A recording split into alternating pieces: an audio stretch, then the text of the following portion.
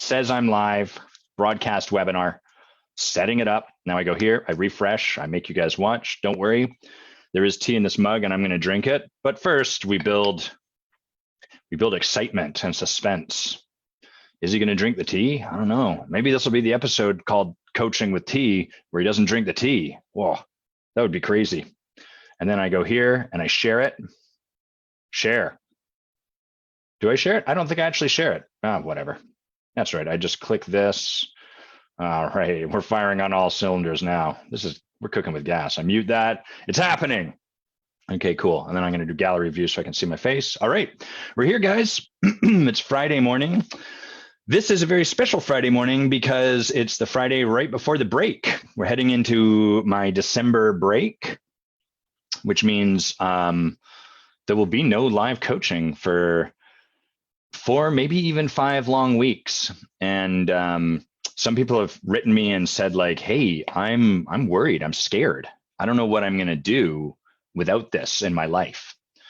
And I've said, spend money, fly out to Victoria, spend time with me. And none of them have, that's stupid. I'm bored of that joke already. Forget that joke, erase it. We're getting rid of that one. Stick with drinking tea, Adam. That's what you do. I'm blushing a little bit. That's why I wear this shirt, so I can make bad jokes and it's harder to tell that I'm blushing. Okay, let's drink some tea. That's going to be a better bet. It's funny, one of the, damn, that's good tea. This tea, in honor of our special celebrity guest today, is called Paris at Night, or Paris à Nuit. And it's very lovely. Let's have another sip. Damn, that makes up for bad jokes. One of the things my friend Wes, myself, and 2 of our friends, Steph and Bennett, did ceremony at my place last weekend, where we use some plant medicine. We create a really powerful container around that, set intentions with each other, and then be on a journey together, facilitated through that medicine. And one of the things that came out of that was I was kind of noticing like, wow, it's hard for me to have the spotlights on me. Ironically, I know I tend to, morning, Heather, I tend to swing out to hiding or kind of doing stuff in the background or taking up all the space.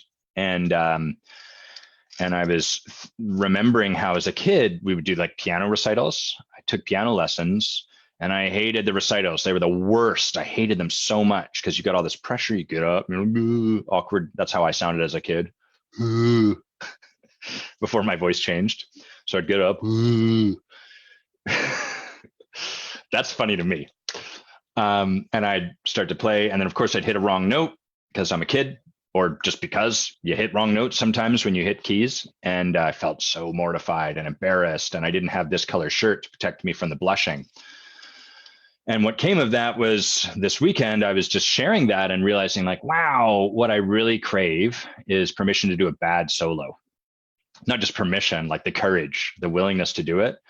But part of what really supports me in that is people being an invitation. Like, Adam, come on out, man. We want to hear your solo. Like, come play with us, come practice. So anyhow, here I am doing a terrible solo right now. I don't have anyone on the camera with me making terrible jokes. So at least in this capacity, I'm comfortable making bad solos. It's the other stuff that doesn't feel quite as safe yet, but we're working on that. Let's have another sip of tea. Damn, if that's not delicious tea. Let's see, we'll get this fan going. It's a bit toasty in here. So this week, there's a bunch of things that are present for me. None of which I can remember in this moment. One of the big ones that's really there for me is, oh yeah, that's right. Really trusting people. I'm going to talk about trust. I'm going to talk about letting people make a difference for me. I'm going to talk about intent versus impact. That last one ties back to the first one, thus creating a circle. Call that a callback. I'm going to call this back. And so I've been practicing really trusting people like on the journey that they're on, exactly as they're on it, exactly the way it's going, regardless of what I see might be available or possible for them. And historically, this has not been the way things have been. This hasn't been the way I've listened. It's not been the way I've experienced or taught. Morning, Jamie. It's not been the way I've related to people. So historically, the way it would go is I would be in a conversation with someone and they'd be telling, sharing whatever they're up to. And in my head, I'd be like, well, that sounds like a pile of bullshit. What you should do is the thing I think you should do. Or over time, like that's been ground down a little bit and be like, well, that's great, but I think if you went this way, and I've gotten better and better at not saying that and creating some space for a bit of like what I might call a both and. So like, yes, they can be doing that thing and there's this possibility over here, but there's still like it was almost like I'm tolerating this, which I know is weird to talk about tolerating someone else's journey, but that's a little bit the experience that I find myself in. I'm tolerating that even though I know this. And one of the practices I've been really cultivating is setting that aside entirely. Just like whatever this person's journey, whatever they're up to, whatever they're following, whatever they're doing, that's their path. That's the journey there is for them to take. And thanks, Jamie. That's really sweet. Whatever I may see is possible for them, there may be a time and place to share that. And for the most part, I notice that gets in the way of me trusting them right where they are right now. And so I'm really intentionally setting that aside, not like destroying it, like not like so that I would never offer it to them, but more like what I'm noticing is that seeing something for someone is irrelevant if they don't get the experience of being trusted on the journey that they're on from me. And the way that I'm noticing this is twofold. One, I'm just practicing it. I'm really practicing trusting people on their path. And that's creating a great deal for me. Like it's easier, frankly, less weight, less heaviness, less like heartbreak, because I'm creating less heartbreak because I'm creating less of a gap between where I think they could be and where they are. It makes intimacy a lot easier because there's not this thing now I have to hold in check to be with them. Like, oh, I'm being with you and you're telling me about your thing, but over here, oh my God, it's really hard to listen to you talk about this pile of bullshit. And I'm sure it's easier for them because they're not feeling my pent upness in that. Hey, Lana. And so there's that. And then the other thing that I'm noticing is from the other side. So I often try to share my own work online. And for the last while, what I've been sharing is more along the lines of sort of the writing that I've been doing for the books that I'm creating, the books that are currently in process. And lately I've been sharing a little more of my own work. Hey, I'm noticing my relationship to feedback. I'm taking that on. And people want to offer me reframes or what I would call coaching in the comments or suggestions for how I might look at it differently. And I noticed that the impact is like, what I'm left wanting for in those moments is like, would you just trust the journey I'm on? Would you just trust that I am supported, that this isn't something I just came up with, that this isn't like Adam just sort of flipping it, like, that's really where I'm left. Like, fuck, trust me, trust the journey I'm on, please. And just be witness to it. That's how you can support me, to the point where I've even written, pent upness. I've even written at the end of some of my posts, like, hey, I so appreciate, see you, Jamie, have good practice. I really appreciate people wanting to support me. And I so get it because for a long time, I've been an absolute no to allowing people to make a difference for me, allowing people to support me. And so as I start to create myself as more of an invitation for that, of course, there's a lot of people that are like, I really want to support you. And I notice that the impact when people don't honor the way I'm requesting support, or just regardless of their intent, the impact is that I don't feel trusted in my journey. I can't receive what they have. It doesn't matter how brilliant what they're saying is. It doesn't matter if it's exactly the thing I need to hear. When I'm left in the impact that I don't feel trusted on my own journey, I get pushed out to either like, fuck you, fuck off, trust my journey. And then it's hard for me to hear anything from that place. Or, oh, I guess you're right. And the path that I saw is wrong. And I'm kind of swept away in it. And both of those, it's like either acquiescence or resistance. And neither of those is a very powerful way to take on awareness, work, to receive anything. So I can be responsible for all of that. The gift in it for me is I'm noticing like, wow, anytime I don't give someone the experience of being trusted on their journey, that's what they have to fight through. Like, no matter how smart I am, no matter how much I can see, no matter how brilliant, no matter how many years of coaching, no matter what, if they are not left by me in the experience of being trusted and honored in their journey, then whatever I say is pushing through all of that. And it just makes it so much harder for them to get any gift that I may have, whether or not they want it. So that's been really revelationary. Let's drink tea and see. I'm going to go with revelationary. It's been very revelationary and revolutional to really be in the practice and see it from both sides, and just to get like, wow, we really need, and I think a lot of us really need to be trusted in our path, because so much of what we see online is in the world around us. Online, hey Katie, online is just a function of like just a reflection of what's in the world around us. But so much of it is like, you're doing it wrong, I've got the right way. That's kind of what we're left in. And we're doing that internally too. I'm doing it wrong and I just need a funnel or whatever. I'm doing it wrong and I just need a diet. I'm doing it. I don't know if you guys do this. This is the doing it wrong. You really push the wrongness through your third eye, right? Get it soft. And then I'm doing it wrong. I need a better screwdriver, whatever it is. And so I'm seeing just how much value. Now I've got a red dot here. That's what happens when you make yourself wrong. That's why I wore this shirt.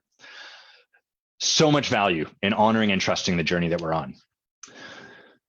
I'm going to go straight into the impact and the intent.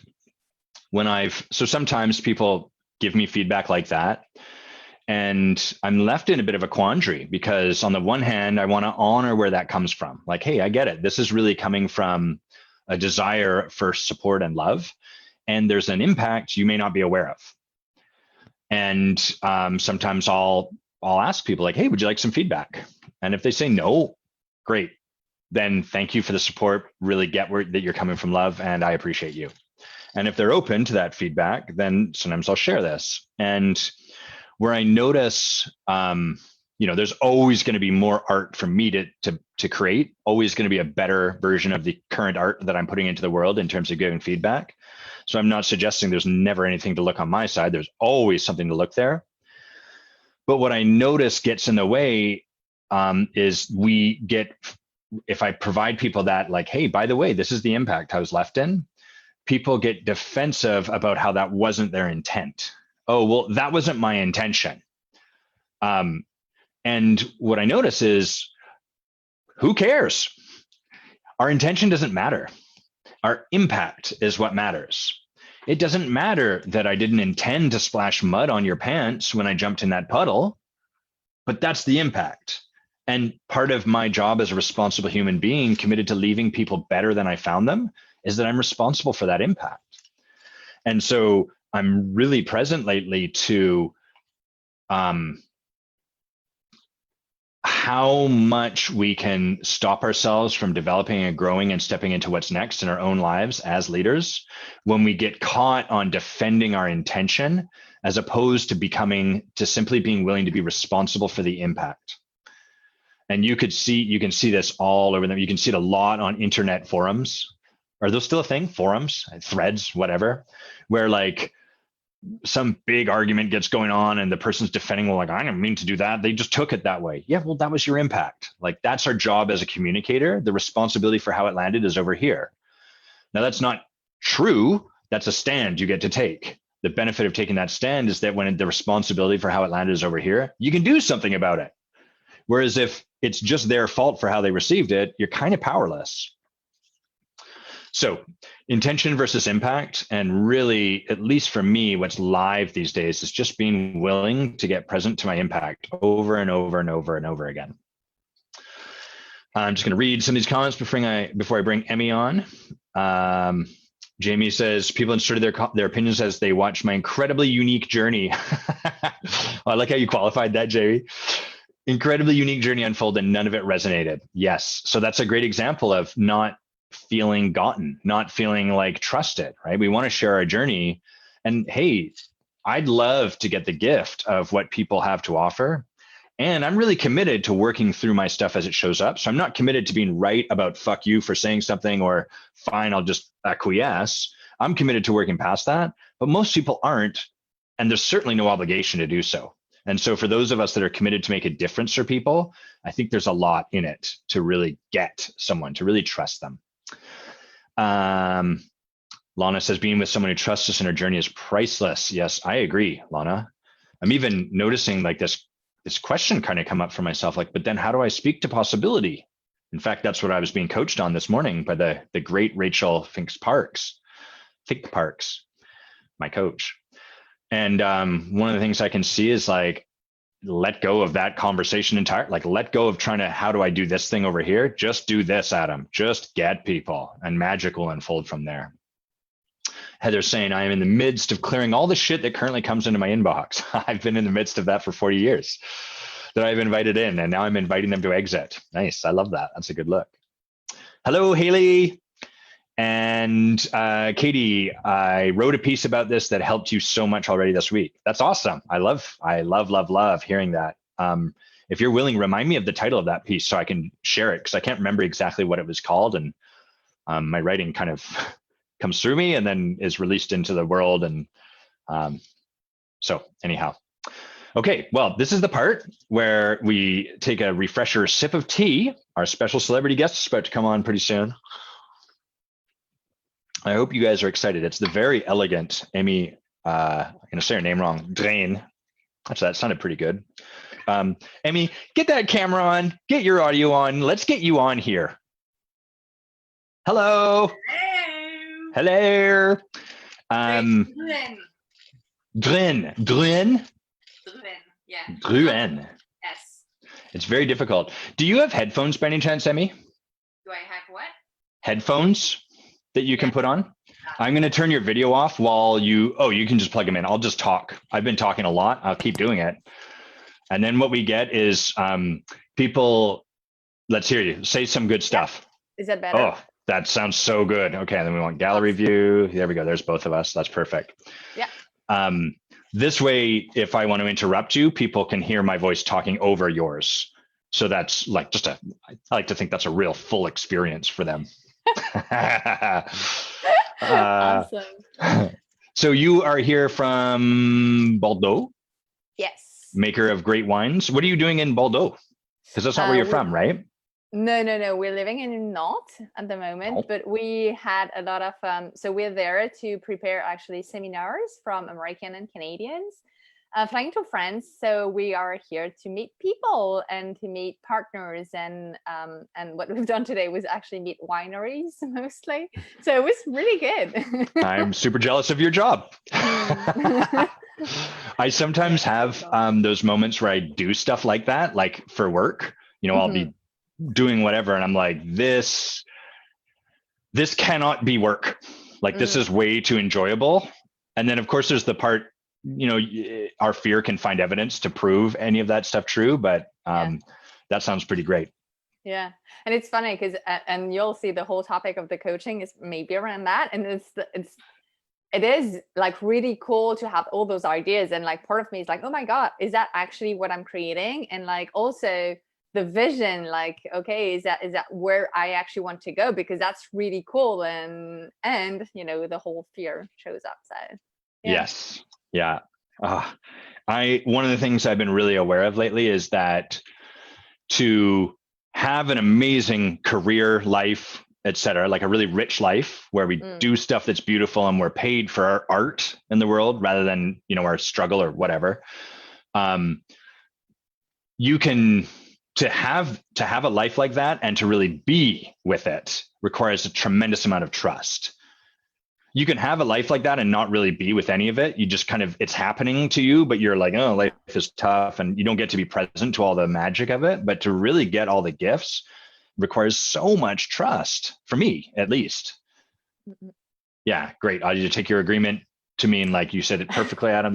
I'm speechless. It's great. You're doing great in this I conversation. totally agree. And like, to make it perspective, what you were sharing, like as a solo show, so to say, it's really like what you said is like, I wrote it down so I could remember. That's the way I learn. It's like, trust people exactly on their path. And like, it means for me, like, it means my path, the team's path, and the path of a relationship, in love and in business. So there are 4 paths, and like it's too much trust, because each path has a level of trust, and so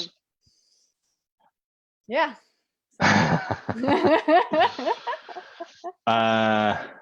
Maria just asked, what's the topic? Well, we're going to find out, Maria. We've just brought Emmy on. So what are we going to talk about, Emmy? So to answer Maria, I have 2 topics that may be linked. So the one, and you tell me, Adam, if I need to give some context for people who are watching, but how, I know big is how, but like Tim and I are working together, and like we are super highly sensitive people, and sometimes it gets very like that.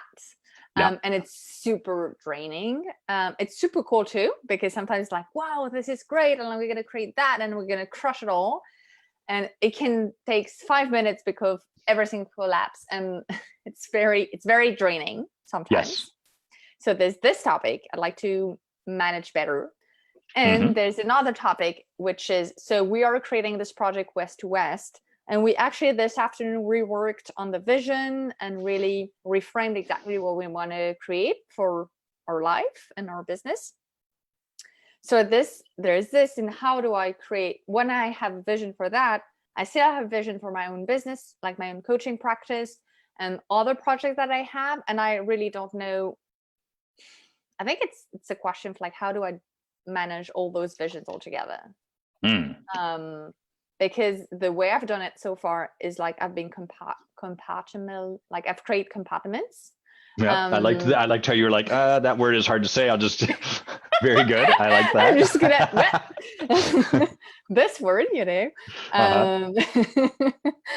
compartmentalize, whatever. Beautiful. Yeah. And it's really not working, because it feels like I'm creating energy over here, and like I'm creating a shift and energy over here, and I'm not creating a synergy between all this project, whereas it could be more interesting to have some. So got it.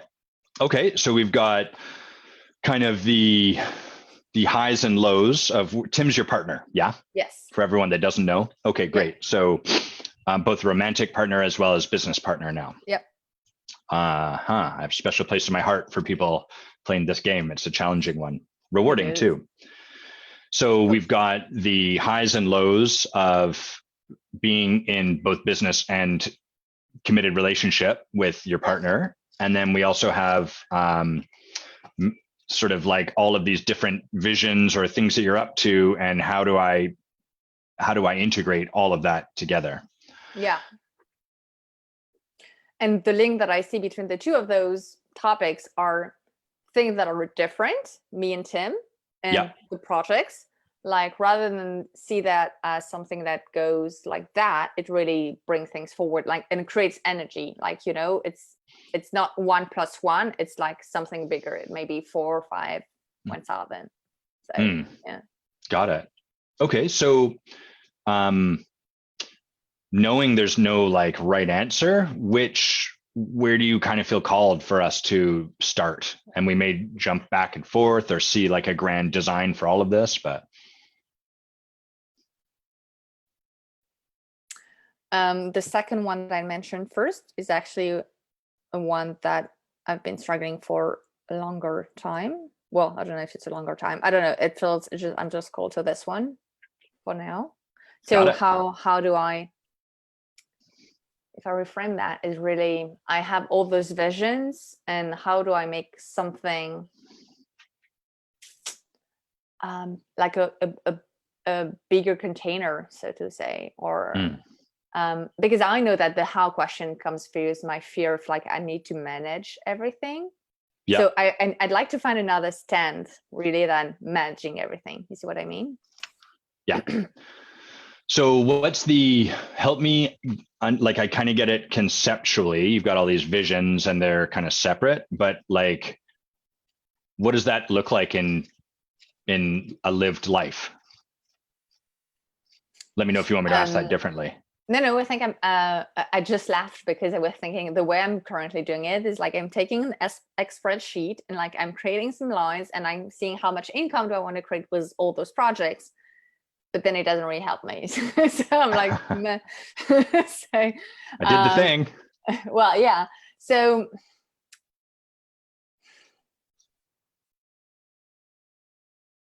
okay, can you ask the question again? Well, mostly just like, what does it actually look like in practice? So I get the concept that you've got all these different things and that you want to shift that. But before we even get to shifting it, like, what does this just look like daily? Like, how does this actually express itself in your life? Oh, the difficulty, you mean? Yeah, the discrepancy between these. Yeah. So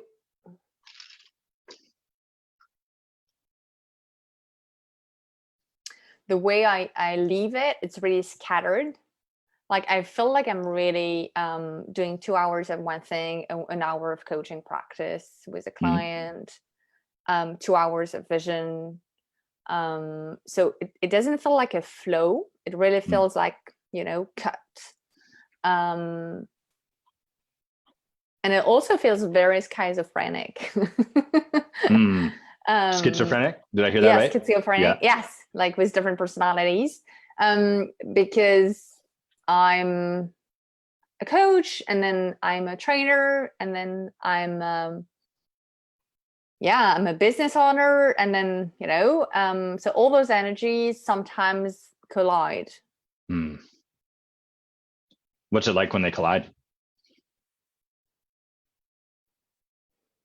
I get very tense, and I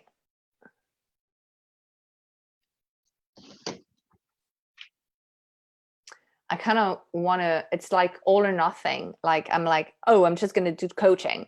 And then but I love training, but but if I do just training, it will be so boring, but I love coaching. So it's just very like that. Right. Yeah. And I love both. So that's this thing. Yeah. It's almost like you're cursed by the gifts, so to speak, like, an embarrassment of riches. Sometimes we call that, like, there's so many choices and yet that's the problem. Yeah. Got it. Okay. So just for everyone watching, I'm going to say, like, where we're starting is a very, it's a seductive place for coach client to fall into together, which is like, Emmy's really clear kind of conceptually, or in terms of like, there's a feeling you have, right? Like, or a sensation and experience that's like super live for her. And we could just be like, okay, great, let's start coaching that and asking her coaching questions. But I noticed for me, I'm not super clear on what it looks like on the ground in her actual life. And so I'm trusting that. I'm trusting my lack of clarity, and being in the conversation with her to get supported around that is going to have, once we're both clear, then we can start to walk forward together. And I'll also say it requires really being willing to trust that I'm not dumb to ask those questions, because Emmy's very brilliant, and around brilliant people, I'm like, oh my God, got to look smart. And so if you have this concern, like, oh my God, I'm worried that I'm going to look stupid, that's often where the magic is as coach. Okay. So, Emmy, we've got kind of, it sounds like there's a bunch of, oh yeah, go ahead. Can I jump on that? Yeah. And I think that's exactly where I need support. I totally agree with you. And I think that's exactly, because I've been playing with that in my head conceptually for a long time, like for a few weeks, even of months.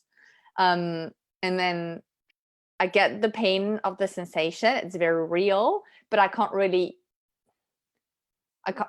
see what's missing from the conceptual problem to what actually I could do. So I try stuff. but Yeah. like the in between, it's not clear. So I'm just trying out like it's as if I was trying stuff out, but like with a blindfold on, because I have no idea, so yeah. Yeah, it sounds like you're kind of, well, it sounds a little bit like there's no consistent theme. And it's just like what's in the moment. You're like, and you've got all of this loosely in your head. You're holding on to all of it in your head. And you're like, this.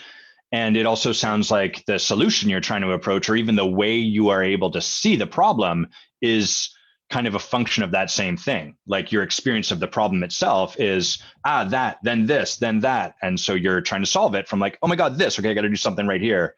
Yeah. Like, is this kind of exactly what we're talking about? Yeah, totally. Okay, got it. So, let me just sit with that.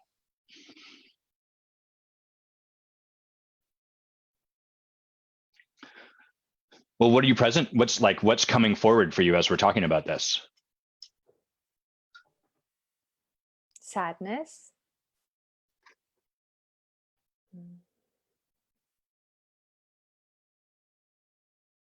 And I tried to reconnect to my breath. I was like, and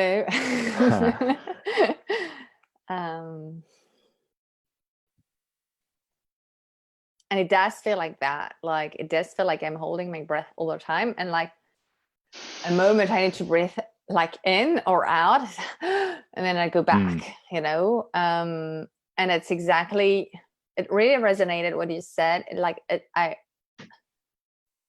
I see it in the moment. So I have a sensation of like, I need space for creating my business. Okay, I'm just going to take half a day over here. Or I need time to create a vision with Tim on West to West. Okay, cool, let's do that. But it's just like a band-aid, so to say. And I really craving for like that, like in, yeah. Yes, I can totally relate to this. I can see a lot of like myself in this. So there's like some sadness around looking at this, and also some breathlessness, like running to and from each thing. Yeah. Or if not running, having everything run to you and then run away from you, whatever the. Yeah. I was just thinking about like also the being. It also comes in the being. Like I'm being a coach, so I'm internally like grounded and blah blah blah.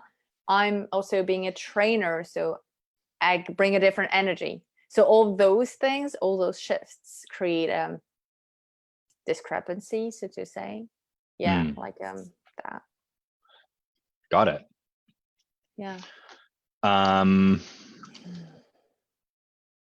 So what do you think this is about? Like what has this there in the first place?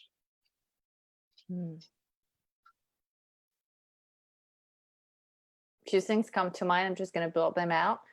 First one is my relationship to time. I see time as a limited resource. Trying to shift that.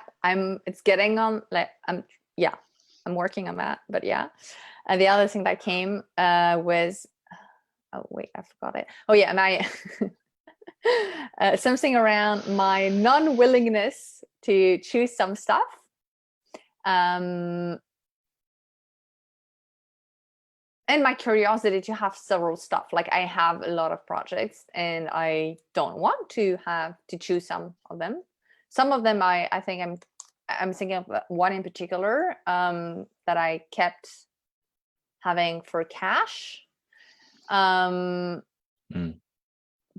all the others are not, it's not the case. So that's why it's your question was what came up in those, like, it's always great. Like it's always like in between of like a cool choice and a very good choice and a not so bad choice. So it's not like, so that, and also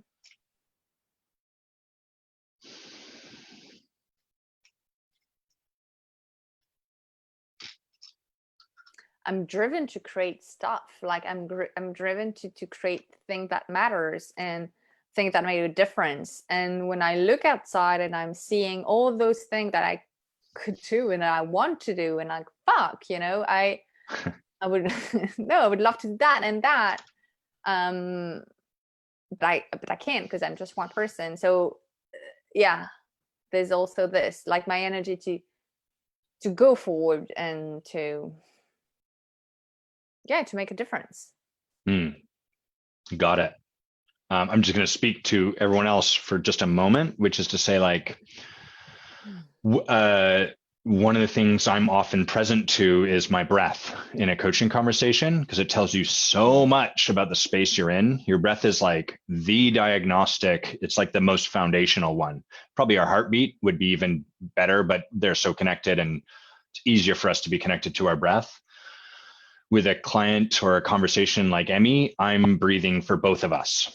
So I'm really working in this conversation to make sure my breath is really deep and full, because that's going to invite me to slow down, which then allows more space for us. It creates a clearing for us to do that. And you're doing awesome, Emmy. Thanks for like really being really looking. So I heard kind of two things, and then the second thing has like a bunch of sub themes, if you like. The first is time is scarce, which kind of sounds a little bit like the second theme, which is I don't want to say no. There's all of this possibility, and if I say no to stuff, then that I lose that. Like, that's not an opportunity to. I don't want to close that door. Yeah. Even if I can open the door afterwards, it feels like so exciting and fun and impactful that I don't really close that. Yeah. So, well, how does that work out for you? Like, well, you said it. I'm breathless. I'm tired.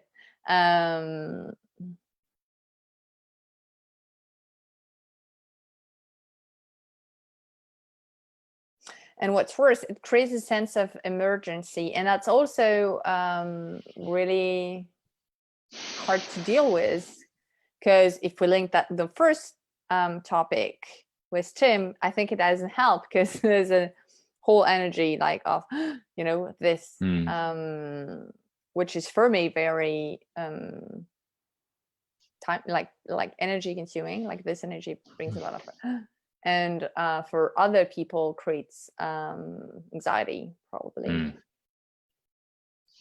That's kind of like the impact. Yeah. Got it. So what do you think? Like, there's a lot of ways we could kind of look at this. Like, what do you get out of this? I'm sure that there's, like, life sounds kind of exciting from this place. It doesn't sound like it's even, as you describe the wave, it's like a roller coaster. A roller coaster that goes like this is pretty boring. I guess that was the first roller coasters they had. They're like, hey, that sucked. No one wants that. This is more fun. So it's kind of exciting. But also, if your life is always like the adrenaline of a roller coaster, it can be kind of exhausting after a while. You can never really sleep, can't really digest very well, et cetera, et cetera. So what do you think, like, what's the real, if we suggested that this was maybe rooted in some fear, like there's something that's a little scary that you'd have to be with if you kind of settled down and slowed down and didn't take this on, like, what is that? What's there for you? The fear. The fear is death, of non-existence. Sorry, that's really present. Like, my grandmother died this beginning of year. Like, my parents are getting older. I saw my granddad last Saturday, which was pretty hard to, like, he's like 91, so that's very present. And it's, I don't know if it's my death, but it's the whole, what's very present for me, I have no idea how much time I have here on Earth. And I always were so I don't understand why people are saying, oh, I'm just going to do that when I'm retired. I'm like, hey, dude, maybe you're never going to retire. Anyway, so that's my vision. And it doesn't prevent me from living. It just creates this idea of like, oh, maybe I won't be able to do that. So instead of being, and I know that it creates the exact thing that I want to avoid. Like I know that intellectually, like, you know, that because I'm projecting in the future, I'm not being in the present because of that fear, but I don't know how to do that. Or to how to do what? To be in the moment. Like I think it would like to have not that sense of emergency, just be, because being alive is being in the moment. You know, being dead is like there, hopefully.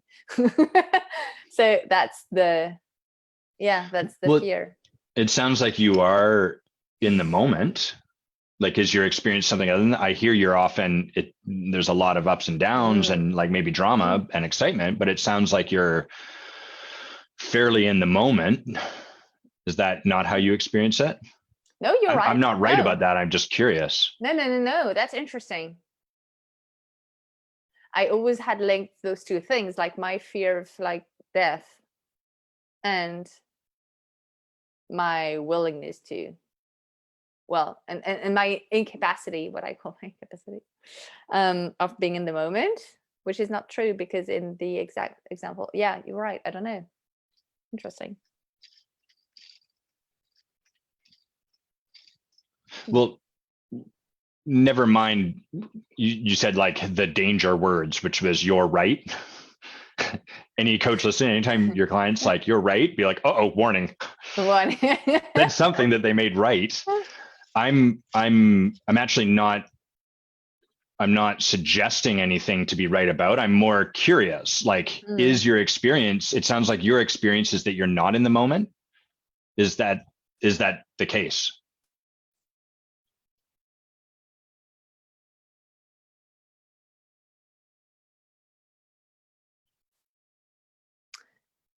The image that I got, which is really interesting, is like my brain is far, like 2 hours from now. I'm always already projecting all the different options, blah, blah, blah. But my body, in the meantime, is doing whatever it's need to be done. Maybe doing a training, and maybe meditating even, or doing yoga, or all those practice. But there is like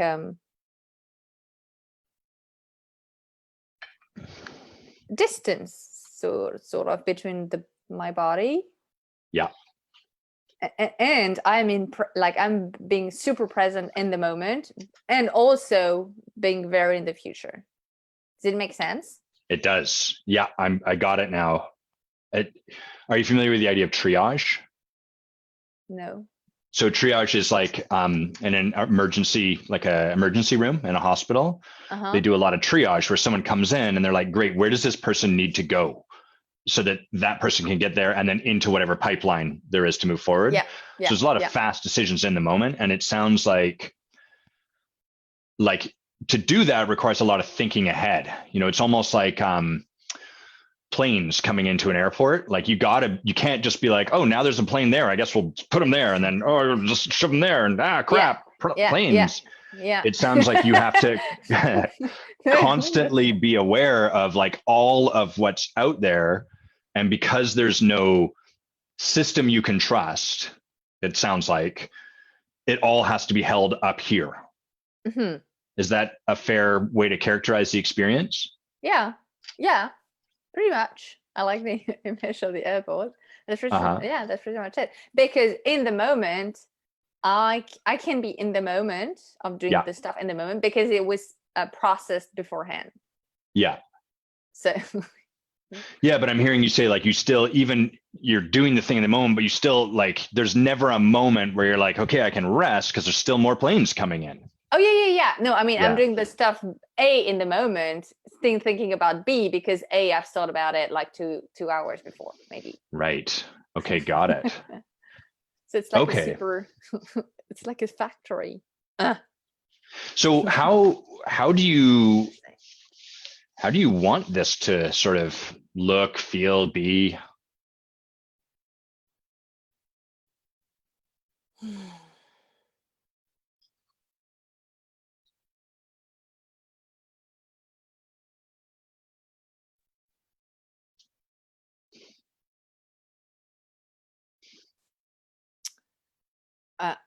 I would like to have less orders in my head if I continue the metaphor of like the like airport, like, you know, less, okay, this has to be done like that.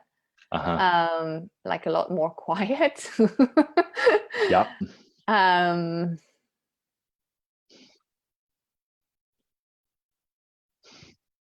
And the other thing that came was, and also would love to have a lot more space for that, like my thinking process to be with. And what I do usually, I love to do mind maps, so I do that, but it's not like it's for like an amount of time, and then normally it renews itself. So, you know, it's just not really useful the way I do that. So right. It's like a temporary, like, okay, it's like we just keep this metaphor going, right? It's like that radar arm sweeps around. It's like, great, here's where all the planes are right now, but it doesn't tell you their path, when you can expect them. Like, none of that stuff is there. Yeah, no. Got it. And when I do that, I procrastinate, because that's my way to procrastinate. What's the right color? Teal will be a good color for this one. Exactly. Right. Got it. So what do you, there's kind of like two lines of question I'm curious about. I'm going to put them both on the table and you can choose the one. Okay. So one is, I'm curious what you've tried to do in the past. And then I'm also curious, like, how that's gone and why that has or has not worked. Mm-hmm. Because I'm guessing this isn't the first time you've tried to do anything about this. Mm-hmm. The other thing I'm curious about is what you think would be needed to create what you're talking about.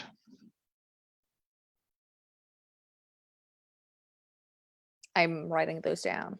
Okay, cool. I'm drinking tea. What I think would be needed to create this.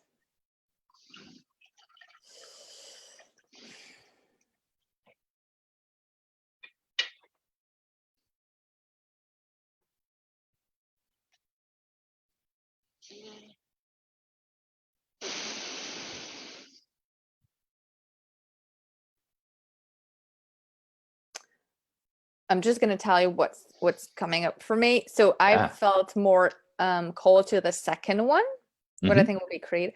And then I was like, okay, but like, I don't know, what was my first answer. And then the second one was like trust, but then it's still very conceptual. So maybe we could do that, go there.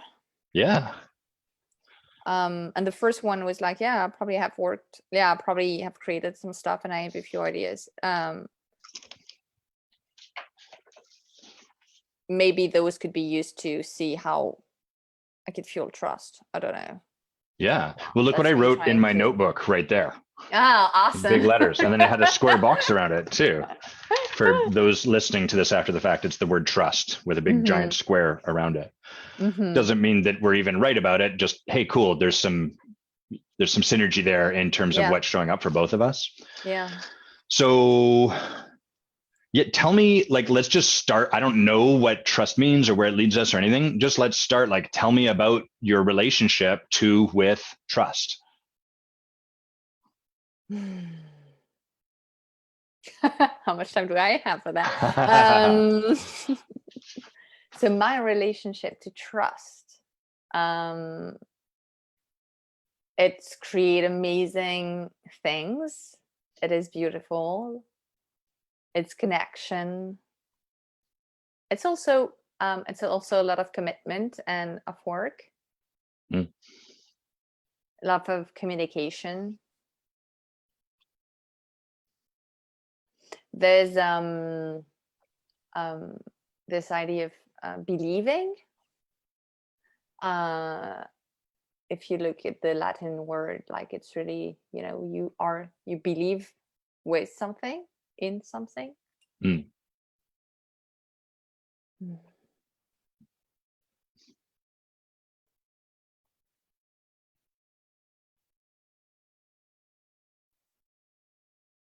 It's also this idea of really letting go of things, um,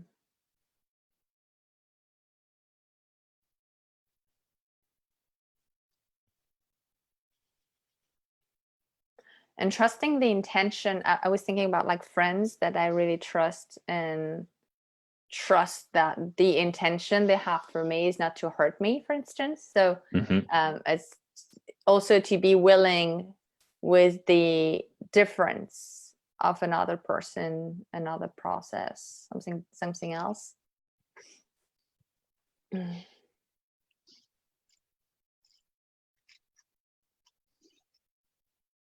And if I continue that, I'm pretty reliable to create things. So I pretty trust myself to create things.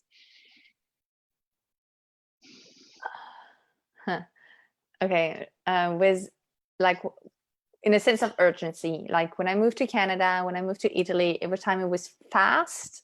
Yeah. And it worked. Like I'm good at this. Like I know how to find a job fast. I know how to create a company. I know how to do that. Yeah. When I'm pushed. So I can trust me in those moments. Right. Got it. So where do you find it's challenging? Like what do you find challenging to create or be or have trust in? When it's blurry, when it's not clear yet, when it's I was thinking about yoga. I was like, oh, why do I love yoga so much? Because it slows me down, and it's the like reiteration that creates the trust, paradoxically. Whereas usually when I trust is I know it's going to be fast and it's going to be good. But yeah, it's when it's blurry, and then when I'm not in control, basically. This. Yeah, I don't know if I'm answering well your question, but You're doing great. Yeah. One of the things I'm really present to just in this moment is this idea of systems we can trust. So, for example, I have a calendar that syncs across all of my devices. And if I put an appointment in that calendar, I can trust that. Like I trust it to the extent I just stop remembering it. I don't have to hold it in my head. I'm like, it's in the calendar. I trust that is handled. Whereas if like there's been times when those calendars have like gotten out of sync, or there's been some trouble with Google or Apple, who knows, whatever. But then I don't trust the system. And I notice what happens for me is I have to keep checking it because I can't, I just don't set it down anymore. It's like an open loop for me. And I'm curious if, there's a bunch of ways that we can go in this conversation. We could look at like the trust that would be required to just choose one project. And then I'm also present to, it sounds like you don't really have systems that you can trust. It sounds like you keep a lot in your head, and you've tried sort of, I made a spreadsheet, but it kind of meh. And so you just said it, you did it, but it didn't really give you anything. There's nothing you could trust there. And the third thing I heard, I'm just putting stuff on the table, and we can go in whatever sort of lens for you. The third thing I heard you say is that it's hard for you to trust when it's blurry. Yeah. So, but it almost sounds like you exist a lot of the time in it being kind of blurry, like fast paced, like where there's just a bunch of stuff in the air and you're like, okay, this is the immediate thing in front of me. I got to deal with this. I got to remember all those planes and stuff like that. It sounds like you kind of keep it blurry. Oh.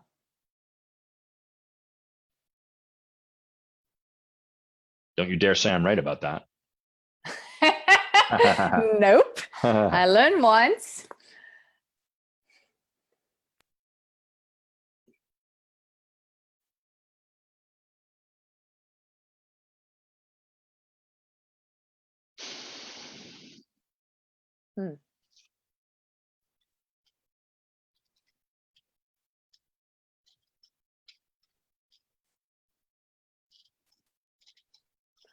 I was about to say, I'm gonna say it still. That's interesting, Mhm. because even if it's a radar for you, because the way I see, okay, I do see what you mean, like being blurry because it's fast and like it blurs over time.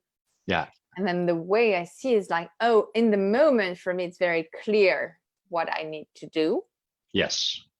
But maybe 2 seconds after, because it's moved, obviously, it's not clear anymore. So it is blurry and I need to recheck again. So I just go back to this loop. Whereas for me, I'm like, oh, blurry for me, it's when not, which is very interesting as I say that out loud. It's like when the whatever contour are not defined. Yep. Because they also keep changing, obviously. Yeah. It's as if trying to think like an image, like those hummingbirds, like they're so fast, and like if you take a picture, you can't even, like, it's still blurry. Yeah. It feels like that. Uh-huh. Yeah. Part of it, like part of the image, it's clean, like it's clear, and I can on that, and then I annoy Jim because, like, I'm looking at all the blurry parts, like, it's annoying, like we need to define that. Yeah. And he's like, well, but we've done that already, so it's no need. And they're like, yeah. Oh, interesting. Yeah. What did you just get there? No, I noticed that I focused. I want the, like, I love this image of my own of the hummingbird because I'm like, I can't actually take a proper image because it keeps so fast. So I'm gonna just run after something that keeps getting blurry anyway because it's so fast. Mm-hmm. Do you see what I mean? I do. Yeah. So where do we want to get to with, oh, go ahead. Looked like you just had No, and I something was there. about to say, and I keep saying, oh, this part of the hummingbird image, it's clean and I want everything to be like that. And I'm getting stuck there too, without like going to the blurry parts. That's what I was about to say. Uh-huh. So where do I want to go? Where do we want to get to with this? Like, we've got maybe 15 more minutes. Okay. I'd love to hear one, sort of what you're getting present to in this conversation, and two, if there's anywhere in particular you'd like to end up, like whether it's, oh, I want to feel this way, or I want to create this sort of structure differently, whatever it happens to be. Yes. So I forgot the first question, but the second one Let me ask, is, in service of clarity, let me ask it again. So what are you getting from this conversation? I'm getting a sense of clarity around where am I sabotaging myself. Especially, and if I go back to the two topics I mentioned to you at the beginning, like when the moments I go up and down, like I do those two things: blurry, clear, blurry, clear, blurry, clear. So that might be something I might look at later. So that's where I am. Mm-hmm. And the support,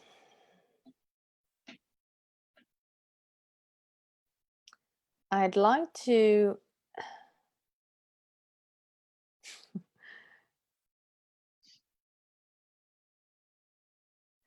look at maybe the system that I could create to create trust, because the one I've been looking at are slowing down with various themes and songs about like slowing down, and not like, first it pisses me off, and second one I'm like, but like, what do I do with that? Like, so maybe support on a system that would create trust, so that if I move forward,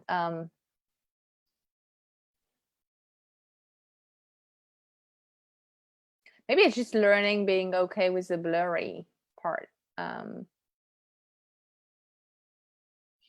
Maybe that's that. So let me see if I've got this. Yeah. It sounds like there is a way that it can go for you where you start to speed up and go really fast, and then it's like kind of, I'm getting stuff done, but like it's blurry. It protects you in a way, but it doesn't, you never really get to be really crystal clear. Is that kind of right? Yeah. Okay. So are there places where, like, I'm guessing any system we create is going to be to some extent in opposition to that. Okay. Because it sounds like when you're trying to create like some clarity for yourself and it's scary, you go to speed up, get fast, blur, don't want to look at that. I can't tell if I have this right. Yeah. Sorry, okay, I'm great. nodding. Yeah. Okay. Yes. Cool. I'm not trying to like tell you how it is. I'm trying to make sure I'm on the same page with you. Yeah. Okay. Yeah.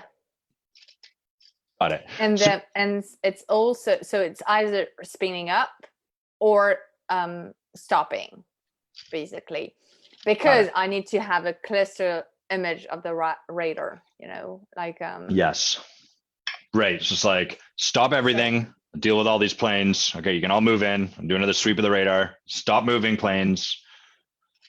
Got it. Not what we want. So okay, well, you mentioned like some kind of system or something like that. Like, what might that look like? And I want to be clear, like, I don't have it, we're going to solve this, we're not going to create the grand unified magic system for Emmy, but like just a way for us to start having you practice this a little bit and run into that resistance, which is going to look like, fuck it, I want to like just blur everything out, whatever, I'll deal with it as it comes to me, right? Like, that's the container we're creating, is so that you get to have that show up and can start to practice with it. Make sense? Yes. Cool.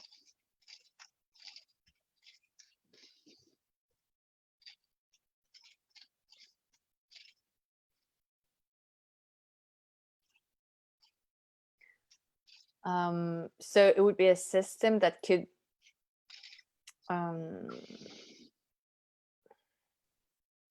remind me of who, like my essence words, for instance, like who I am being, like who my being is, rather than what I'm doing, either spinning up or slowing down.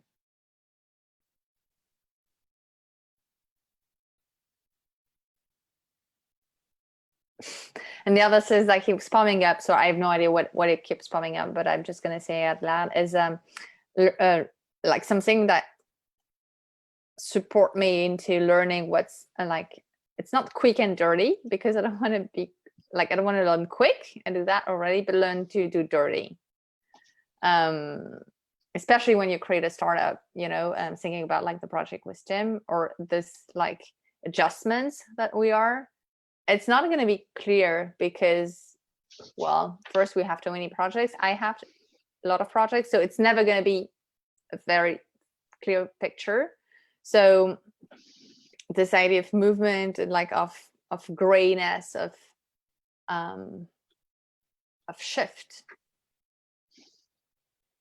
Yeah. I have this weird metaphors of like I'm watching a very stupid TV show at the moment. I'm not gonna say it here, but they are like, they shifting, and in the show they are werewolves, and in the moment where they are like a human and a werewolf, there's the whole part when it's not nice. Yeah.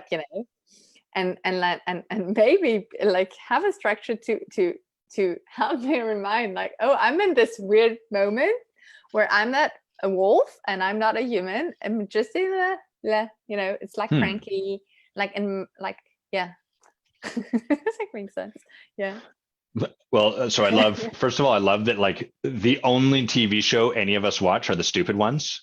Anytime someone's telling you about a TV show, they're like, oh, I watch this really stupid TV show. I'm not going to tell you what it is. So I'm getting a little lost in the metaphors, which is okay. I'm willing to be lost, and it's fine. What I'm curious about is, like, let's go right into the specific, the concrete, because that gives us a place to not get lost. So like, you have a bunch of projects and it goes a certain way. The way is you're kind of a little overwhelmed, a little bit breathless, and able to handle it, but it's dramatic and exciting and tiring. And Yeah. it's like, oh, this, then that. Oh my God, that. Oh, that. Oh, I forgot about that, but now I got it. Oh, that. Okay, I just got that. So is there a way you want it to go differently? In terms of okay, to do differently. I was thinking about like things to see, like to be present to that, to the resistance. Does it make sense? Yes. And what I'm suggesting is that creating some kind of structure will drive up your resistance for you to be present to it. So it'd be like if we were in a conversation, I was like, Amy, I get really scared when I see daffodils. And you're like, okay, great, Adam. Well, so how could you practice being with your fear of daffodils? And I could be like, okay, what is a practice for me to be afraid of daffodils? And where I'm kind of nudging us is like, well, how do we get you to go and be like, just walk where there are daffodils? Because that's going to bring up your resistance. It's going to put you in it. Right. Okay. And so I could not plan first. Well, what do you currently do? I'm using my passion planner to plan every month, and roughly every month, and like pretty precisely every week. Okay. And then also pretty precisely every day. That's what I do. Okay. So I could not do that for a week. So not plan for a week and see see how it goes. Well, how is that going? Because that actually sounds very organized. Oh no, yeah, that's what I'm doing currently. So that what I could not plan. No, I got you. But like, so I'm hearing that. I'm like, oh, it sounds pretty organized. Like, so what's leading to the experience of like, I'm just taking the next thing. I'm taking the next thing. Too many things on my to-do list. And also adding stuff and not keeping, and not keeping my part or my list and adding stuff on. Like usually when I do this on Sunday evening, it's pretty clear and it's pretty doable. But then I keep adding stuff that are important or that I should do because it's important for them to be done. So, and another thing that I do, which is I notice, because some things I'm resistant to, I procrastinate over them, and I do other things that might be important for later. Yeah, I do that. Got it. Okay. Okay, so let me see if I've got this right. It's making a little more sense. Thanks for hanging in there with me. Like, I'm present to the challenge of getting like clarity on this. And so I really want to honor you because I imagine this is kind of the experience that you're describing. It's like, wow, it seems like we're there, but then kind of not, but then. So exactly. It sounds like you have a system you could trust. You're pretty good about that. Yeah. The way you don't trust it is you like lay it out. You're like, okay, there's a full week. And then you're like, and we'll put a bunch more, like rather than trusting what it's telling you is like, here's your week, you're adding more stuff in. Or when it's like, here's the thing for you to do, you're like, I'm not going to like honor what's there. Yes. Got it. Yeah. So I could just not do that. Well, let's just, yes. So what is showing up in those moments when you get that urge? So it sounds like the two things we could really be looking at are like a desire to add more stuff in and procrastinating on stuff. Is that right? Yeah. Okay. Got it. So the desire to add more things is linked to two things, actually. Of course it is. The first one is, obviously. The first one is I remember that I need to do that. It's not urgent, but it's important. And there's the I should do that, blah, blah, blah. And the other one is, I haven't taken care of my well-being enough. So I should go out and like buy a terrarium or whatever. That's my new hobby. Obviously a terrarium. Yes, the exact specific thing. So a way for me to, and then I add stuff for my well-being. So usually and what's the yoga or what's that? it's yoga or like running errands, or like buying gifts, for instance. Like, Got it. And so what's the impact of that? Does stuff fall off? Does stuff not get done? Do you just end up like running around because you're cramming too much in? Yeah, those three things. Mostly, mostly or I'm running everywhere. Got it. Yeah, because I will do a lot, but then at what cost? Uh-huh. So there's really a feel of like trying to fit everything in. Mm-hmm. Would you say you are like overly generous with the amount of time things will take you, or are really like sort of, do you overestimate or underestimate? Under? I think I estimate pretty well, but I don't estimate the time. Like, I estimate the right time if I'm super performant and like not like high energy and like efficient mentally, Ah, right. But if I'm low energy or like tired or whatever, it's going to take more time. But no, I package it so that it's very efficient. People are gonna think like me, like I'm sort of like a factory or something, which feels like a little weird when I'm saying that like that. But yeah, I got it. So it's like the way you're kind of scheduling, planning stuff out for yourself is very like as though you're going to be 100% efficient all the time. Like it doesn't really account for your own downtime, need to rest, need to relax. No, or even like a task that requires less energy. I say, okay, either it's a very, very short time or, it's, yeah. Okay, got it.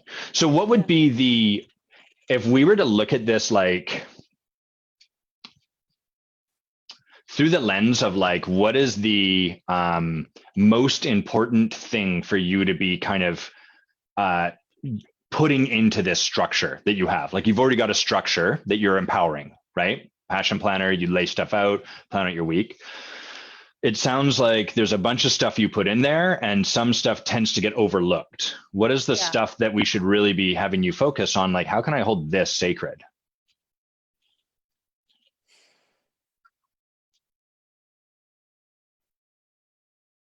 Well, I think first I really could do 2 to-do lists. The one thing that I like I'm reliable to create for the week. And actually maybe 3. The one that are reliable to do for work, like for, the one that are, if I have time, I could do, but don't pick those tasks unless the other ones are done. And the last one would be like fun / running errands, like other stuff task that I use to actually recharge. But those tasks, because I've jammed them into my schedule. At the beginning, they're supposed to be recharging tasks, but they're not in the end. You see what I mean? So they counterproductive. So it sounds like your schedule, you're pretty reliable to like do the work stuff, more or less. You might procrastinate, you might add stuff in, swap stuff out. And it sounds like you're not so reliable like in the process of that. What you tend not to do is account for your humanity, like your need for relaxation, for rest, for recharging. How reliable are you to take breaks? Never. I never take breaks. What question is that? Right. Great. When I pee, when I have lunch, well, not even. So we could even have you create this list. Here's the list of bonus stuff for you to do for work. Here's the list of stuff that would help you recharge. And which of those 2 lists are you predictably going to choose from? Yeah. Well, that's a real question. Which one? That's a question. Well, usually I don't take. Hold on. Don't think about it. Don't make it complicated. Just, I'm giving you 2 lists, right? Let's imagine you took on the practice. Here's the bonus stuff for work that's not yet scheduled. Here's the stuff that would help me like recharge, relax. When you have spare moments or time in your schedule, which of these 2 lists are you most likely to pull from? Usually work. Yeah, thanks. You don't have to think about that, right? You just break. What's a break? You're not going to pull from the break list. So Yeah. even if we get you creating that list, that might be a start. That might give you some like, oh, wow, look at all those options. Mm-hmm. So I applaud the like the intention. Idea. Yeah, Okay. because it's going to, at least for me, I'll give you an example over here. I don't know, I'm very unlikely to ask for support.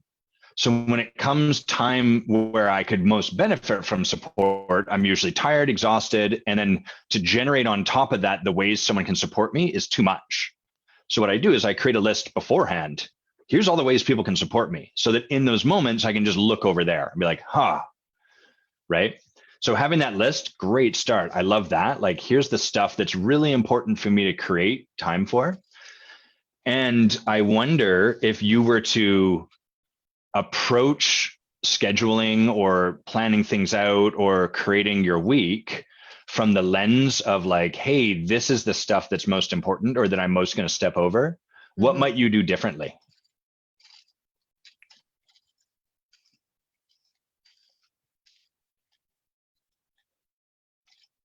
I would have less stuff on my to-do list. I would just write down really what's important, because having a visual of all the other stuff, it's very, it brings anxiety. So I would have those stuff because I don't want it into my head, but like Yeah. maybe not on my passion planner that is always in front of my face. Yeah. Outside, so I can look at it if I have spare time. Yeah. I would do that. And I will also, I tend to do that, but I've been more regular around, like I do usually my shitty thing that I don't like to do in the morning, because when it's done, I can enjoy. So really do those things during my mornings. I usually take coaching calls in the afternoon, so really be reliable in those times in the morning. Great. Can I offer you a reflection? Yes. Was there more there? More for you to say? Yes, but I just lost it. That's my bad. No, it's okay. Well, the reflection I have is that I notice I'm asking you, like, how would you, given that it's sort of like, oh, there's the place where things get shuffled off, my calendar, my schedule, my planning, are the stuff that would recharge me, that would make space for me. How might you go about scheduling? And where your attention was like, oh, I do this stuff differently with the work stuff, which is not really the stuff that's going to get shuffled off. So what I tried, that's where I struggled. I've tried to take times like day off, or like moments off. Like I take an afternoon off. Yeah. That didn't work really well. So I'm kind of,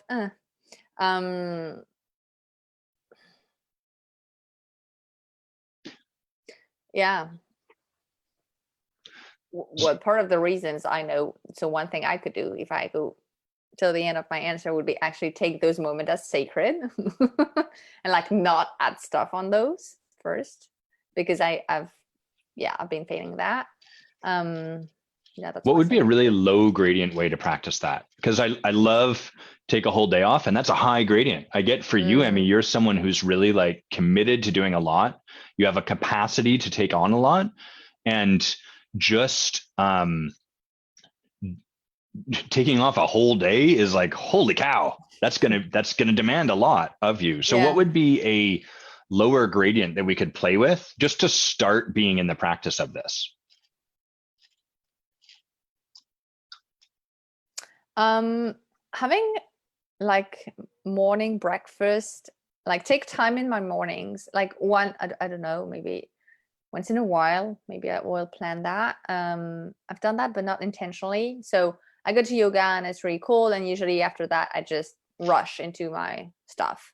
But what I've done lately, because also I was tired, I went out in a coffee shop, like I took a cafe. I look at my work stuff, but it was a different experience. It was very recharging. So I could do that. Okay, nice. Yeah. You said you don't take any breaks. Is that right? Well, I I don't take any lunch breaks, so I could take a lunch break. Do you eat lunch like while working? Yeah, I usually take a sandwich. Yeah. Okay. So what would be a like if we were sort of relating to this, like, oh, we're just going to create a little bit of sacred space for Emmy.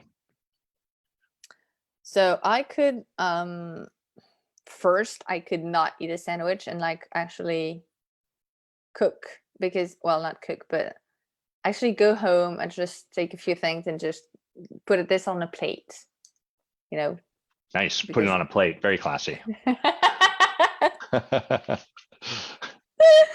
and not have a sandwich that I'm eating like that. Well, I think that's just it. Like eat on the plate. Sure. Well, how much time would you be willing to create, like, I don't know, 15 minutes or something like that? So here's where I'm looking. And I want to be careful not to have this be my agenda that you must do it a certain way. But Yeah. I'm looking like, what can we have Emmy practicing consistently? So it's not Hmm. just one day a week, but like on a regular basis. Okay. And what would be like a small way for her to practice? And often when we're pushing into our resistance, because this is going to drive up your resistance a bit, right? Oh my God, I don't have time for that. There's planes coming in. So we want like small and consistent. So you get to just practice being with this on the regular. And so lunch seems like it might be a great place for you to practice. And you're Yeah. French. You guys love food. You like it more I than me. And that's know. insane.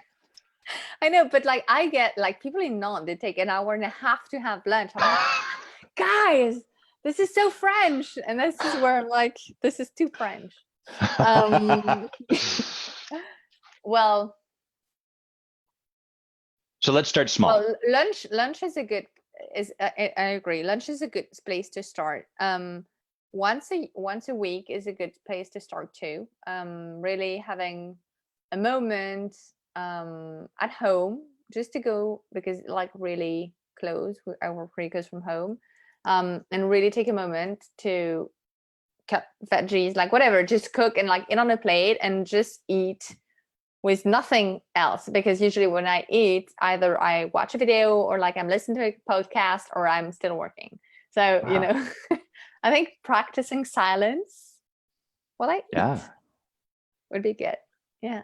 Love it. So give us the like the specifics of that practice. Is it like how much time will you set aside? Oh, I could, well, an hour, I think. Okay. Is Yeah. that going to be too high a gradient for you, or is that going to like, because we want to make sure it's also sustainable for you?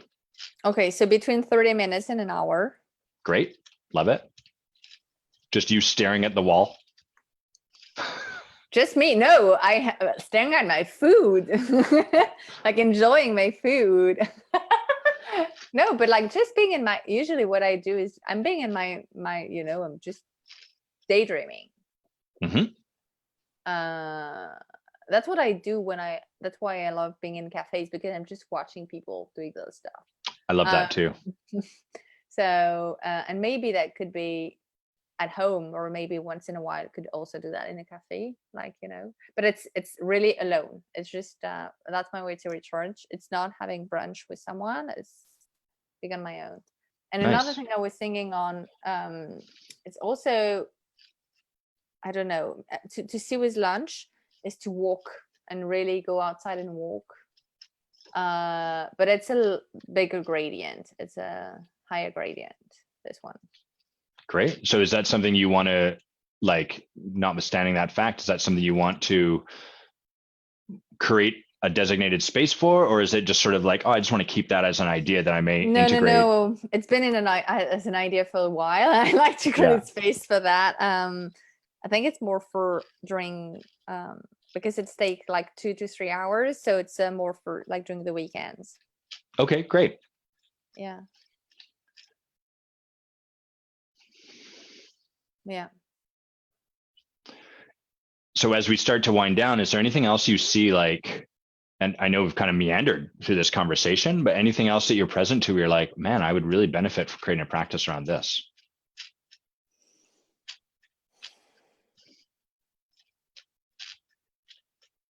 There is another one that I used to take with Bay that I haven't taken for a while, which is um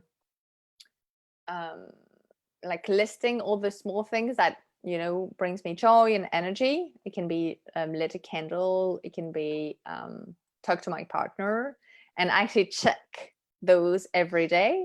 And I love to do that because I really could see that I was taking care of myself. So I would love to do that again. Nice. I love that practice. Yeah. I'll let you write that and then say one last thing. Yeah.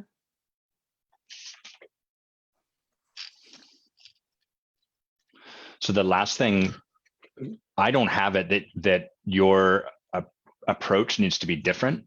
Like I don't have it that you should calendar everything magically and it has to look a certain way and blah, blah, blah. And I'm hearing that like you can get lost a little bit in that, like in the way things tend to go. Emmy can start to like fall off, and then it just becomes about the projects and the next project, and you lose some of your capacity and so on and so forth. Yeah. So thanks, Katie. So what you might take on as a practice is using your breathlessness and feeling sad or tired as a bit of a diagnostic. And what it might be an indication of is like, oh, I would benefit from creating some time for myself, some space really for myself. And then I will give you the challenge of this. Shoot. The challenge is, as you bring all of this other stuff in, to not stack more work on top of it. So don't eat lunch for 30 to 60 minutes and then add 30 to 60 minutes onto your day. Okay. So it's kind of like, why do you think I would say that? Well, because otherwise I'm not really practicing. I'm not really I'm not being present to the resistance, not to whatever. Well, I got lost in my sentence, but it's kind of cheating otherwise, Yeah. And here's the possibility I see, which can be different for yours. But part of what I see is possible for you is not becoming so tied to time and having to get everything done. Like I really see a lot of possibility for you in creating an abundance of time, which is something beyond. People often think, oh, create an abundance of time, 4-hour work week. I'll only work 4 hours and then I'll have 164 hours a week to blah, blah, blah. It's more about creating our experience of time as abundant. Yeah. And as long as you're like just accordioning it out, like, oh, great, I'll just pile more on, nothing's going to really shift. It doesn't create that structure where you have to be with the fear that'll start to show up. And so, yeah, I think there's a lot of possibility in holding yourself sacred this way. Yeah. I want to finish. Sorry, I talked over you there. Was there something? No. Cool. I want to finish by acknowledging you, Emmy, but and then we'll do a quick debrief. But before I do, anything that's there for you to have this conversation be complete?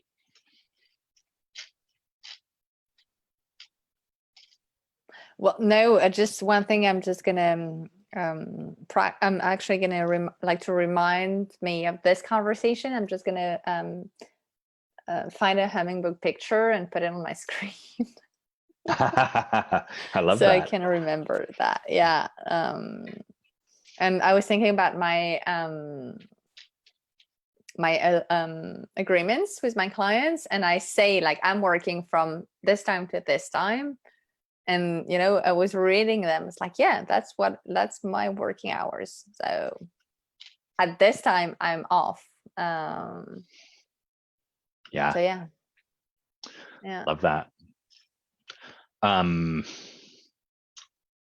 Thanks for sharing all of this. Super relatable for me. I'm present to a lot of the hard fought battles in my own life around, like, one place where I've seen this show up is Bay, my wife, and I created June and December off every year. But people don't want that. They want more of us. And so what happened at first was we took the time off, we created it structurally, the doing of it, but then we had to learn how to be off for that month instead of going crazy, which is what happened for me at first. But before I could learn how to be with it, I had to create it.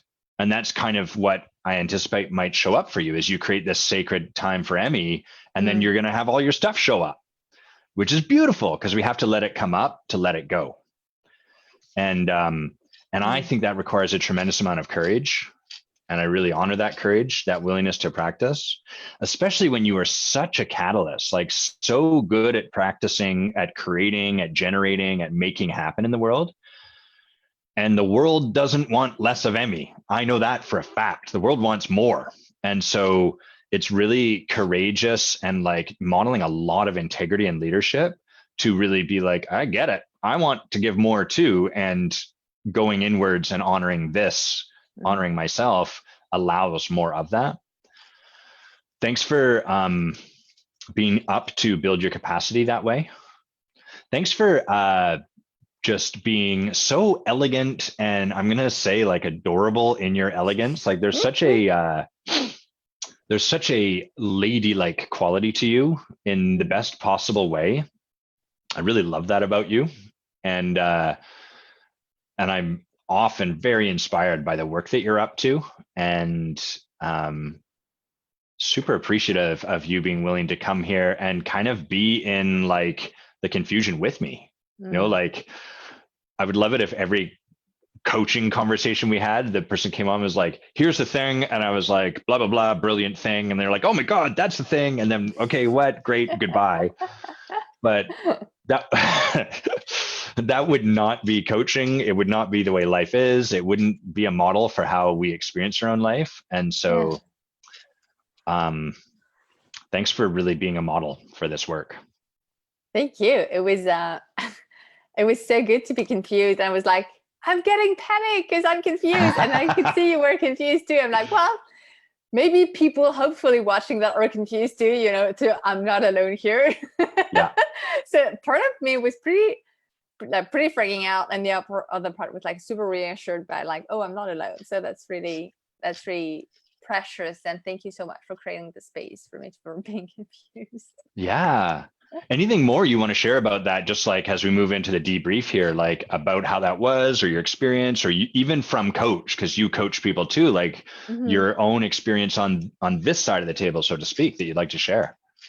Yeah, I really appreciated you not trying to lead me somewhere, but really putting things on the table so I could see, and really giving me space to like, oh, like, what do you see? And like, but it wasn't done in a very like, okay, I have two topics. Which one do you choose? Because I had no idea. Otherwise, I would have told you, you know. But it was more. I just brought the two. That's why.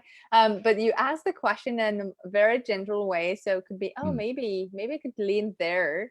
But if I want, I could go over there too. So it's kind of reassuring, and that's interesting because that's also for me a good learning of being with two things at the same time. But if I choose one thing, it doesn't mean that the other one is just removed out of the box. So that was really helpful to see, okay, all those things are here and I could play with them right now with you, or with me later, or never. It's okay. Thanks for sharing that. One of the things I really loved about this conversation is it models the value in an ongoing coaching relationship, because I don't know about you, but sometimes I find like some of the conversations, we're in a washing machine and we're like, where at all is this? And it takes sometimes a few iterations before we start to like, okay, let's try this. I think that's going to create something. And we practice and we're like, that wasn't it at all. Or like, yeah, I did that thing and blah. Or, oh my God, I did that thing and it was horrible. Okay, great. And then we just build on it over time. Yeah. And I think this is a beautiful model for that, where what would happen over time is we'd see like, hey, how was it? How was it creating that space? It's not like you're going to go and be like, I hold my space sacred and everything shifted. If only, right? That's what people that want to sell me a funnel or something like that on the internet would tell me. Damn it, those people. I don't know. I should post this on LinkedIn. Hey guys, I'm looking for for a specific Please give me tool, you can sell me something. fix me in 90 days. And it's superhuman for us to want that. And I love that that's not what got muddled here. What got muddled here is we're in a discovery together. We kind of landed in a place, and we're also modeling like, hey, we only have so much time. We work with what we've got, create a practice or two, and see what shows up. Yeah. Would you be willing, Emmy, to come back and share in the comments, hey, here's what showed up? Yeah, cool. Yes, I can. It feels really uncomfortable, but I can. And what I liked. Sorry, no, go ahead. No, I was about to say it's something I've so it's not a new like it's a topic that is ongoing, and you know me well, and that's something that keeps coming back. And I love that you created space so that I could look at it like not radically different, but like slightly different, so I could like slightly adjust my practice, so that I also could feel safe to say, hey, I've done that, it hasn't worked, but you know what, I'm just gonna try again, or I'm just gonna try slightly different. So maybe this time it's gonna try, or maybe it's gonna work, and maybe it's not gonna work, but it's okay that I can try again. Yeah. So this whole iteration process also modeled for me this iteration of the practice. Yeah. A man who trained me, and I owe a lot of my life to, Christopher McAuliffe, would often remind me, he'd say like, Adam, I see you trying to hit home runs, like just break through every single time. That's not coaching. It's not what it's about. It's about like hitting singles, just moving people forward one step. That's all there really is to do. And yeah, I love that, right? Yeah. About this conversation. It's like, well, I tried it that time. I'm going to do it slightly different, and we're going to learn. So much of, I think, the work of coaching and leadership is getting ourselves to a willingness to start learning again. Because it's somewhere along the way as adults, we are like, I don't want to be a learner anymore. That sucked. It's embarrassing. I don't do it right. All these people are amazing at it. I'm going to just figure out over here quietly without anyone watching how to do this great. And then I'll just do it great. Don't give me feedback. And so, yeah, it's cool to be in the practice of that. Yeah. I'm just going to read here. Heather says, love how you're holding the space, Adam, for Emmy to work this through, but with minimal interjection. Seems to support Emmy in her effort to sort through where she is at and where she wants to go. I'd love to hear from you about that, Emmy, but I'll say there was definitely, as we were seeing what showed up and kind of talking about it, and I was like, oh, I'm not totally sure. Like there were parts that were like, just do that, like just, like take the thing and put it there, Adam, and make her do it. Like have her build a schedule or have her do this. And a lot of me kind of intentionally setting that aside and getting back over here with you to be curious. And then sometimes being like, hey, here's the thing I kind of see. I'm going to give it back over to you. So how was that for you? What was your experience throughout that, Emmy? Yeah, for me, like it would have been very hard if you have come with an idea of like, oh, let's create a schedule. It's like, I've done that tons of times, like not working yet, like coming from that place, not working, like it's just adding some stuff to do. So it's exactly what I'm trying to avoid. Yeah. So I really like this idea of like, okay, and you asked the question a few times about my body sensation, like what's present for you, or even my emotions, like, and I was like, oh, there's this, and without really digging too much, but it would like the way I saw it was like. Because I was stuck like in front of a wall, you would either show me, oh, there's something next to the wall if you want to see over there, or look in your body because there are some stuff over here too. So for me, it was very subtle in the way that you would redirect my my energy, so to say, and my I would love to sort of make it sound like that's this awesome technique I've learned. And what that is, and this is for everyone listening too, what that is really, I don't know where to go. And in coaching and leadership, when we don't know where to go, and we're supporting someone to step into something, that's the person to check in with. So kind of like, I'm not sure where there is for us to go, or maybe I'm totally lost. What's showing up for you in this moment? And the beautiful thing is, from that place, all of this work is way easier. I don't have to try so hard or figure it out or know the answer, or like literally everything I was trying to do before before I got the benefit of some transformation and healing work in my life. So yeah. Emmy, thanks so much for spending this time with Thank me. you. Super treat. I hope you know how delightful I find you, and just what a treat. I'll say Bay and I got to spend, I don't know how long it was, like 4 days in Nantes with Emmy and Tim, and eat amazing cheese and hang out with them. And just such a treat, and can't wait until we get to spend time together again. I would love to. It was so nice. Thank you so much, Adam. Cool. I'm going to stop this live. Bye, everyone. Have an amazing. Let's see. I'm going to say that one of the things I'm currently doing is going through my book, The Spectrums of Being. That's its working title, which speaks to like all these different approaches, ways of being that we have. And I'm doing interviews right now. So as I go through each way of being, I'm looking for people to talk to and that want to read through this work and kind of help me out. Let me know, hey, this really resonates. So we've just finished Passion. We're looking at Adventure right now. And then the next one I think is Brilliance. So if you're someone who's like, well, damn it, I'm super smart, or someone like, I wish I was super smart, but I'm not sure if I am, then reach out and put your hand up to get that work and to kind of look through it. Your support is so valuable, and I so appreciate it. Okay, have an amazing weekend, everyone. Have a fantastic December break, and we will be back in January. And if you are interested in being someone like Emmy and being all elegant and ladylike or whatever in this kind of conversation, reach out to me, let me know. I would love to have more volunteers. Bye, everyone.